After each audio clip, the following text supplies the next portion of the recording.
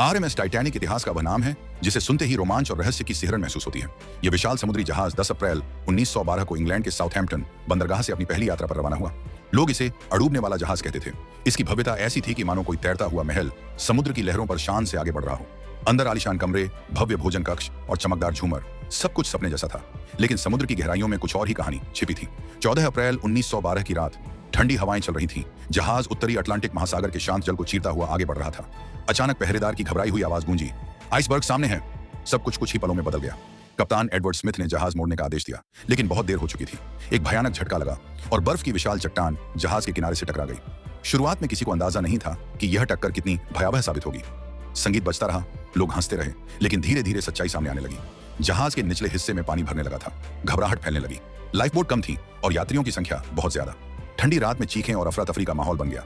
जहाज के डेक पर खड़े लोग दूर तक फैले अंधेरे समुद्र को देख रहे थे। कुछ ही घंटों में अड़ूबने वाला कहा जाने वाला यह जहाज अपने भाग्य से हारने वाला था।